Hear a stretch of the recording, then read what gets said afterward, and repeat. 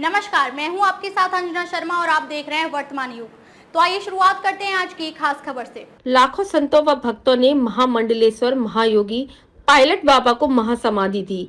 महामंडलेश्वर महायोगी पायलट बाबा को श्रद्धांजलि देने के लिए 100 से अधिक देशों के भक्त हरिद्वार पहुंचे। महासमाधि श्री महंत हरिगिरी महाराज के संरक्षण व देखरेख में दी गई।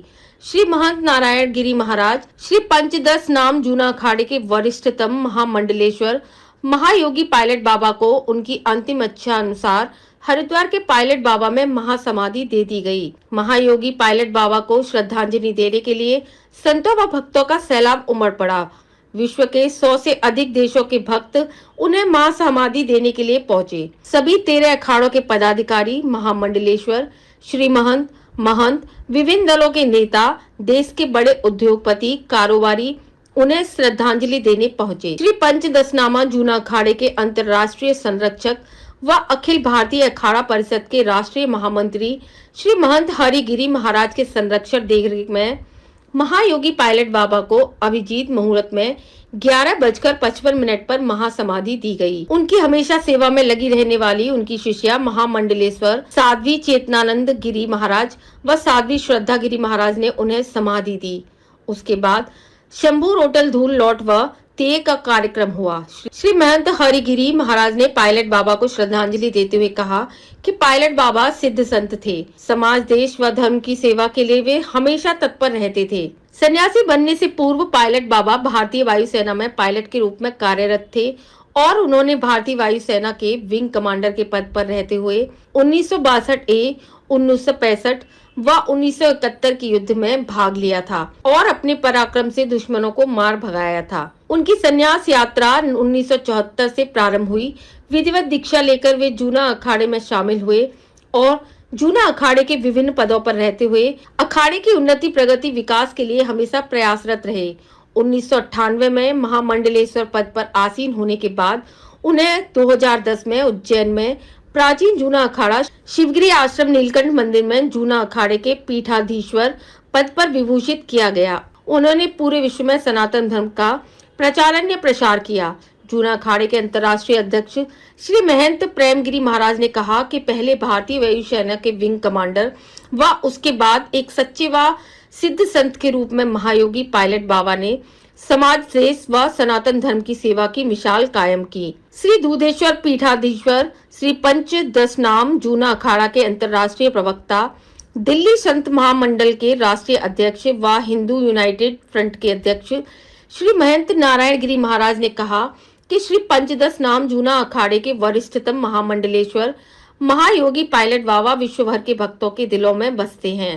भारतीय वायुसेना के विंग कमांडर के रूप में उन्होंने जहां देश सेवा की मिसाल कायम की, वहीं एक सच्चे व सिद्ध संत के रूप में उन्होंने भारतीय ही नहीं पूरे विश्व के लोगों का मार्गदर्शन किया। यही कारण है कि पूरे विश्व में उनके लाखों भक्त हैं जिनके दिलों में वे सदैव जीवित रहेंगे। उन्होंने पूरे विश्व में सनातन धर्म का प्रचार प्रसार कर पूरे विश्व में भारतीय संस्कृति व सनातन धर्म का डंका बजाया। श्रद्धांजलि अर्पित करने वालों में अखाड़ा परिषद के अध्यक्ष रविंद्रपुरी महाराज, वरिष्ठ महामंडलेश्वर अर्जुन गिरी महाराज, आचार्य महामंडलेश्वर अरुण गिरी महाराज, जूना अखाड़ा के राष्ट्रीय सचिव श्री महंत महेशपुरी महाराज, सचिव सह देवानंद गिरी महाराज, बलबीरी गिरी महाराज, धानापति धर्मेंद्र गिरी महाराज, स्वामी प्रेमानंद गिरी महाराज, महामंडलेश्वर सरोजानंद गिरी महाराज, महाकाल गिरी महाराज, आचार्य महामंडलेश्वर बालकानंद गिरी महाराज, महामंडलेश्वर हरिचेतनानंद महाराज, जयराम आश्रम के ब्रह्म स्वरूप ब्रह्मचारी महाराज, अष्ट कौशल महंत प्रचार गिरी महाराज, उप आचार्य महामंडलेश्वर स्वामी कपिलपुरी महाराज, महंत महाबलवीर गिरी लेटे हनुमान प्रयागराज, योग माता केको आईकावा कैला देवी जापान, महामंडलेश्वर शैलेशानंद गिरी महाराज, महामंडलेश्वर स्वामी दर्शन गिरी हिसार हरियाणा समेत 13 अखाड़ों के महंत श्री महंत महामंडलेश्वर समेत लाखों साधु संतों व भक्तों ने महायोगी पायलट बाबा को नम आंखों से महासमाधि दी व श्रद्धांजलि अर्पित की। चाहे किसी शंकराचार्य के रूप में हो या रूपे रूपांतर आए, कहीं न कहीं अवतार ले लेते हैं। ऐसे ही महादेव कैलाशवासी ने माता पिता के आवाहन पे उनके पूजा पाठ के सोमनाथ ने उनका नाम सोमनाथ महादेव की तो महाराज सोमनाथ उनका नाम रखा गया। उनके माता पिता ने सोमनाथ सिंह नाम रखा। उसके बाद देश में उन्होंने युद्ध की तरह फाइट किया। और आप जानते हैं 67 में और 62 के युद्ध में वो कर दिखाया जहां लाखों लोग मर जाते थे, पर महाराज को जहाज को दुश्मनों ने देख ही नहीं पाया और तमाम लोग चले गए। महाराज जी को महादेव ने रक्षा किया और महादेव के रूप में विजयी प्राप्त हुए। उसके बाद उनका कार्य हुआ महात्मा बुद्ध की तरफ और महादेव की तरफ ध्यान मुद्रा की तरफ। तो योद्धा के बाद राष्ट्र सेवा करने के बाद, क्योंकि एयरफोर्स में लंबी नौकरी नहीं है, आप जानते हैं लोग कि बहुत थोड़ी नौकरी होती तो 4-10 साल की नौकरी होती। इसी तरीके से एयरफोर्स की सेवा समाप्त करने के बाद वो धर्म के युद्ध में कूदे और जूना अखाड़े के तमाम हिमालय में महात्माओं से वार्तालाप किया। चाहे वो पिथौरागढ़ का इलाका हो, चाहे दारसूला हो, चाहे ओम पहाड़ हो, चाहे बागेश्वर हो या चाहे भंडारी हो, चाहे ये समझिए गौमुख का कैलाश का हो, सतो पंथ हो, भगवान केदारनाथ के ऊपर का जो झील जहाँ है, जहाँ महाराज समाधि लगाते थे, और देश में चाहे कश्मीर हो वहाँ भी शेषनाग में मिलता है। हिमाचल में जो कि मणि महेश का सरोवर पाया जाता है उसमें समाधि का मिलता है।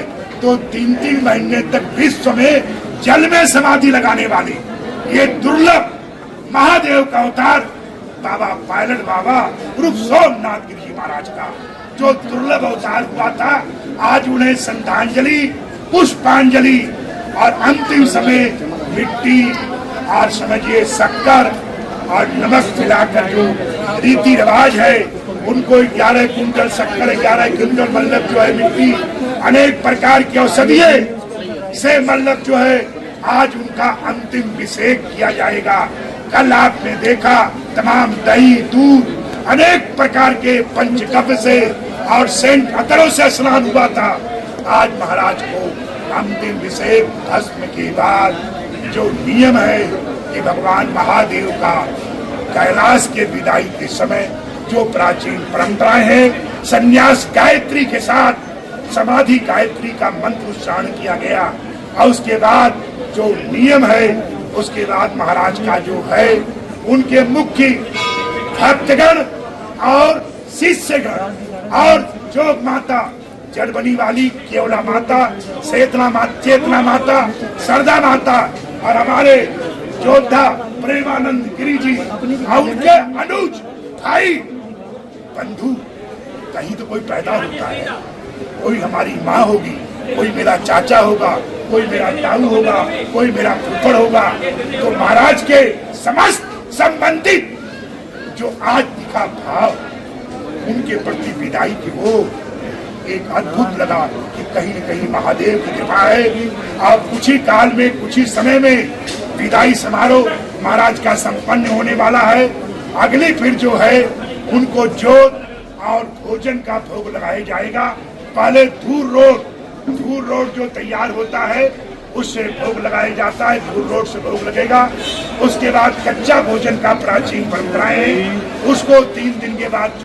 खबरों में अब तक के लिए बस इतना ही। फिर होगी आपसे मुलाकात कुछ ऐसी ही खास खबरों के साथ। तब तक के लिए नमस्कार और देखते रहिए वर्तमान युग।